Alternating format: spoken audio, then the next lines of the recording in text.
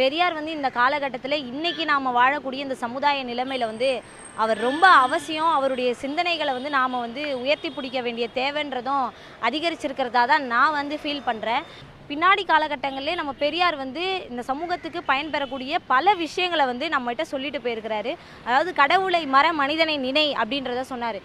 அதே மாதிரி நம்ம வந்து பார்த்தோன்னா இன்றைக்கி பெண்களை வந்து ஒரு முன்னோக்கிய ஒரு இடத்துக்கு கொண்டு போனோம் அப்படின்றதுல பெரியாருடைய பங்கு ரொம்ப அதிகமாக இருக்கிறதா தான் நினைக்கிறேன். இன்னுமே நம்ம வீடுகளெல்லாம் பார்த்தோன்னா பொண்ணுனா பொண்ணு மாதிரி ட்ரெஸ் பண்ணி ஏன் நீ காலை நீட்டி உட்கார, கால் மேலே கால் ஏன் போட்டு உட்கார, இப்படி ரொம்ப சில்லியான கொஷின்ஸ்லாம் கேட்பாங்க. ஆனால் அன்னைக்கு இருந்த சூழல்லே பெரியார் வந்து ரொம்ப தைரியமாக வந்து இந்த கருத்தை வந்து கண்டிப்பாக அவருக்கு தெரியும் சமூகத்தில் இந்த மாதிரி கருத்தை வச்சா எவ்வளோ பெரிய அப்போசிஷன் இருக்கும்னு சொல்லிட்டு. ஆனால் அன்னைக்கு இருந்த காலகட்டத்திலே பெரியார் வந்து இந்த கருத்துக்களை வந்து ரொம்ப தைரியமாக வந்து முன் வச்சு பெண்கள் முன்னாடி வரணும், அவங்களுக்கான உரிமைகளை அவங்க பேசணுன்றது ஒரு பக்கபலமாக இருந்திருக்காரு அப்படின்னு தான் சொல்லணும். பெரியார் இன்றைய இளைஞர்களுக்கு பெருமளவில் தேவைப்படுகிறார் என்பது தான் மிகப்பெரிய உண்மை. ஏன் அப்படின்னு பார்த்தோம்னா இன்றைக்கி பெண்ணடிமைத்தனம் என்பதும் சாதிய ஒடுக்குமுறை என்பதும் இன்றைக்கி மிக தீவிரமாக, அதே போல் மூட நம்பிக்கைகள், இது எல்லாமே இன்றைக்கி ஆழமாக இன்றைக்கி வந்து தமிழகத்துக்குள்ளேயே சரி இந்தியா முழுக்கவும் இன்றைக்கி அதிகமாக பரவி இருக்கிற இந்த சூழலில் பெரியாரினுடைய கருத்துக்கள் நமக்கு வந்து தேவைப்படுது. அதே மாதிரி இன்றைக்கி பெரியார் என்ற அந்த நபர் வந்து திராவிட அரசியலில் மிக முக்கியமான துவக்கி வச்ச ஒருத்தர் நம்ம வந்து சொல்ல முடியும். இன்றைக்கி அவர் வந்து என்னென்னா இன்றைக்கி மற்ற தலைவர்கள் போல் வந்து எல்லோரும் என்ன ஃபாலோ பண்ணுங்கள், எனக்கே வந்து நான் சொல்கிறத மட்டும் கேளுங்கன்ற மாதிரி அவர் பேசலை. பெரியார் சொன்ன விஷயம் என்னென்னா அது மிக முக்கியமானது.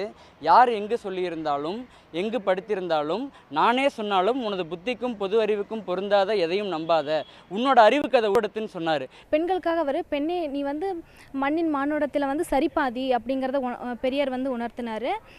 உன்னோட உரிமைகள்லாம் மறுக்கப்படும் போது நீ அமைதியாக ஊமையாலாம் ஒரு நாளும் வாழ்ந்துடாத, அதுக்கான உரிமைக்கான குரல் அவர் கொடுத்தாரு. பெண்களுக்கான சப்போர்ட் பண்ணார். பெண் ஏன் அடிமையானாள் அப்படிங்கிற ஒரு புத்தகத்தை எல்லாருமே படிக்கணும். அதுக்கான காரணம் என்னென்னா, இந்த சமூக மாற்றத்துக்கான அத்தனை விஷயங்களையும் அந்த ஒற்றை புத்தகங்களில் சொல்லியிருக்காரு. பெண்ணா இப்படி தான் இருக்கணும், பெண்ணா இப்படி தான் வாழணும்னு சொல்லிட்டு இவங்க சமூகம் கட்டமைச்சிருக்க அத்தனை விஷயங்களையும் சுக்கு நூறாக மனுஷன் உடைச்சிருக்காரு. ஒரு பெண் அப்படின்னா வந்து திருமணத்துக்கு வந்து தயார் செய்யப்படுற ஒரு பாலியல் பண்டமாக பார்க்கப்பட்டாங்க. உனக்கு எதுக்குமா படிப்பு, நீ வந்து சமையல் வேலை கற்றுக்க, துணி துவைக்க கற்றுக்க, வீட்டை க்ளீன் பண்ண கற்றுக்கன்னு சொல்லிட்டு குடும்ப வேலைகளை வந்து செய்கிற ஒரு வேலைக்காரர்களாக தான் பார்க்கப்பட்டாங்க. ஆனால் பெரியார் வந்து ஒட்டுமொத்தமாக அத்தனையும் மாற்றினார். கிட்டத்தட்ட பார்த்தீங்கன்னா எங்கிட்ட நிறைய வெரைட்டி ஆஃப் சிலைகள் இருக்குது, நிறைய லீடர்ஸ் இருக்காங்க, நிறைய ஃபிலாசபர்ஸ் இருக்காங்க. அப்படிலாம் இருக்கும்போது பெரியார் வந்து அதிகமாக வந்து எங்களுக்கு தமிழ்நாட்டில் அதிகமாக போகுது. வெளிநாடுகள்லையும் பார்த்தீங்கன்னா அதிகமான பெரியார் சிலைகளை வாங்குறாங்க, விருப்பப்பட்டு வாங்குறாங்க.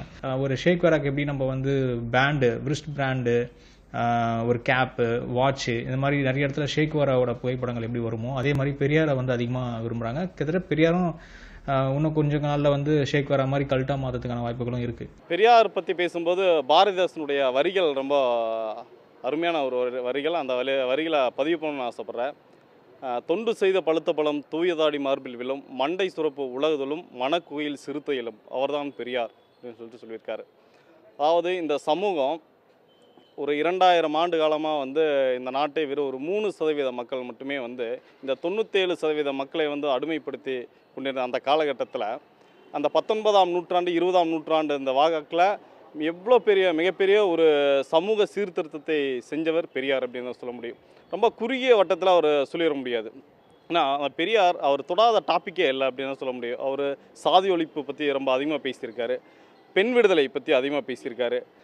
சாதி ஒழிப்பு அப்படின்னு சொல்லிட்டு பேசும்போது ஈரோட்டில் எவ்வளோ பெரிய ஒரு பணக்காரர் மாடியில் பிறந்த ஒரு பெரியார் தான் குடிசையில் வாழ்ந்த ஒரு சமூகத்துக்கு வேண்டி தன்னுடைய வாழ்நாள் வரைக்குமே வந்து போராடிய ஒரு தலைவராக தான் பெரியாராக பார்க்க முடியுது.